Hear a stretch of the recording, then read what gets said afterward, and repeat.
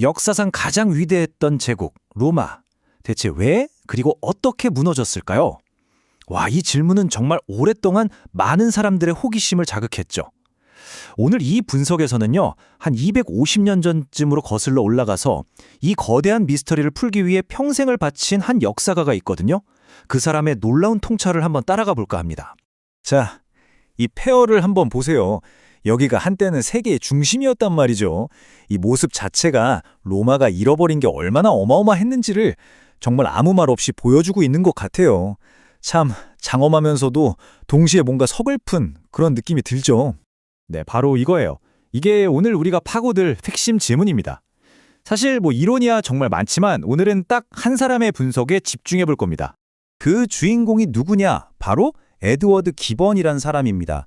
이 사람이 로마는 왜 망했는가 그 원인을 밝히려고 진짜 어마어마한 대작을 썼거든요. 자, 그럼 기번이 살았던 시대로 한번 가볼까요? 그가 역사를 어떤 눈으로 바라봤는지 좀 더 깊이 들어가 보시죠. 기번의 분석을 제대로 이해하려면요, 일단 그가 어떤 시대에 살았는지를 알아야 해요. 이게 왜 중요하냐면 그가 무엇을 봤는지도 중요하지만 어떤 렌즈를 끼고 봤는지가 정말 중요하거든요. 그 시대가 바로 18세기, 우리가 계몽주의라고 부르는 이성의 시대였습니다. 말 그대로 인류의 지성이 막 폭발하면서 세상을 보는 관점 자체가 완전히 뒤바뀌던 그런 때였죠. 기번의 생각도 바로 이런 지적인 분위기 속에서 싹튼 겁니다.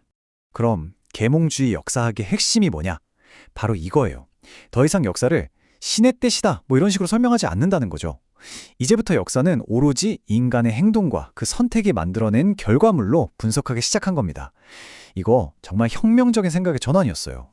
여기 보시면 그 특징이 잘 나와 있죠. 이제 역사는 철저하게 증거를 가지고 비판적으로 분석하는 학문이 된 거예요. 종교적인 권위나 미신 같은 건 싹 빼고요. 대신에 인간의 이성 그리고 시민적 덕목을 엄청 강조했어요. 이 시민적 덕목이라는 건 뭐랄까? 내 개인의 이익보다는 우리 국가, 우리 공동체를 먼저 생각하는 그런 마음가짐이죠. 그리고 과거를 공부하는 이유는 바로 거기서 교훈을 얻어서 더 나은 미래를 만들자는 거였고요. 자, 그럼 이런 생각의 틀을 가진 기번이 과연 로마의 쇠망을 어떻게 진단했을까요? 지금부터 그의 유명한 분석, 그 핵심으로 한번 들어가 보겠습니다. 지금 이 두 이미지를 한번 나란히 보세요.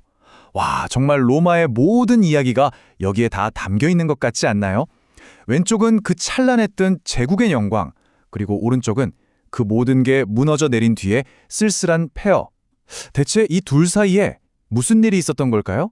무려 200년입니다. 로마는 팍스 로마나, 그러니까 로마에 의한 평화라고 불리는 이 시기를 200년 동안이나 누렸어요. 이건 인류 역사상 가장 길고 안정적이었던 평화의 시대 중 하나로 꼽히죠. 그런데 그렇게 평화롭던 제국이 3세기에 들어서면서 믿어지세요? 단 50년 동안 황제가 50명 가까이 바뀌는 그런 끔찍한 혼란에 빠집니다. 심지어 대부분이 암살당했어요. 이 엄청난 차이, 이게 바로 로마 쇠망의 시작을 알리는 신호탄이었습니다. 기번은 로마가 딱 한 가지 이유 때문에 망한 게 아니라고 봤습니다. 그게 핵심이에요. 여기 보시는 것처럼 5가지 원인이 있는데요. 이 원인들이 각각 따로 논 게 아니라 거미줄처럼 복잡하게 얽히고 설켜서 결국 제국을 무너뜨렸다고 본 거죠. 이 차트를 보시면 그게 더 명확하게 보이죠? 내부에서 썩어 들어가는 문제랑 밖에서부터 오는 압박이 거의 비슷한 비중을 차지해요. 그리고 너무 커져버린 영토 문제, 또 사회적인 변화, 이게 다 따로따로 터진 사건이 아니라 하나의 거대한 시스템이 통째로 무너져 내리는 과정이었다는 겁니다. 와, 이 표를 보면 당시 로마가 처한 상황이 정말 한눈에 들어오네요. 안에서는 관료들이 썩고 정치는 불안하고 돈의 가치는 떨어지고 제국이 안에서부터 갉아먹히고 있었던 거죠. 그런데 밖에선 어땠냐? 게르만족, 페르시아가 쉴 새 없이 국경을 두드렸어요. 이건 말 그대로 안팎으로 공격당하며 무너지고 있었던 겁니다. 자, 이제부터는요, 기본의 주장 중에서 가장 논란이 많고 지금까지도 역사가들 사이에서 엄청나게 뜨거운 논쟁을 불러일으키는 그 부분으로 한번 들어가 보겠습니다. 이 문장이 논쟁의 핵심을 정확히 꿰뚫고 있어요. 기독교적인 수능의 가치관이 로마 군단의 전투 정신과 어떻게 충돌했는가? 바로 이겁니다. 기독교의 가르침이 로마의 전통적인 군인 정신과 맞지 않았다는 것. 이게 바로 기번이 던진 가장 뭐랄까, 폭탄 같은 주장이었죠. 여기 보시면 그 논쟁의 양쪽 입장이 잘 정리되어 있습니다. 기본은 이런 주장을 한 거죠. 순종해라, 인내해라 하는 기독교의 가르침, 그리고 이 세상보다는 저 세상이 더 중요하다는 생각이 로마의 그 강력했던 군인 정신을 약하게 만들었다는 거예요. 반면에 비판하는 사람들은 뭐라고 하냐면 그건 그냥 당신이 살던 계몽주의 시대의 반종교적인 편견일 뿐이다. 기독교는 수많은 원인 중 그냥 하나였을 뿐이라고 맞서는 거죠. 이런 기독교 논쟁이 벌어지던 배경에는 이런 끔찍한 현실이 있었습니다. 4세기 후반부터는 이민족의 공격이 정말 상상을 초월할 정도였거든요. 특히 서기 410년 로마 도시 자체가 약탈당한 사건이 있었는데 이건 정말 충격적이었어요. 제국의 심장이 뚫렸다는 거잖아요.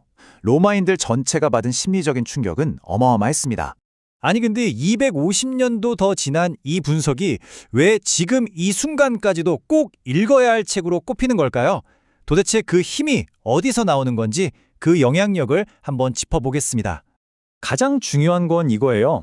기본이 처음으로 정말 방대한 자료를 모아서 증거를 가지고 역사를 쓰기 시작했다는 겁니다.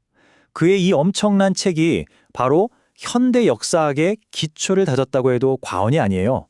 하나의 거대한 이정표가 된 거죠. 그리고 그의 분석이 주는 교훈은 정말 시대를 뛰어넘습니다.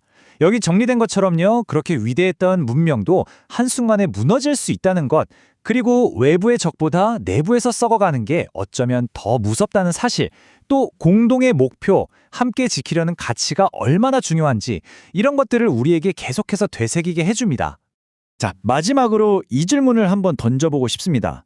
2000년 전에 사라진 한 제국의 이야기가 과연 오늘을 살아가는 우리 문명에게는 어떤 가르침을 주고 있을까요? 이 질문에 대한 답을 찾는 건 아마 역사를 돌아보는 우리 각자의 몫이겠죠.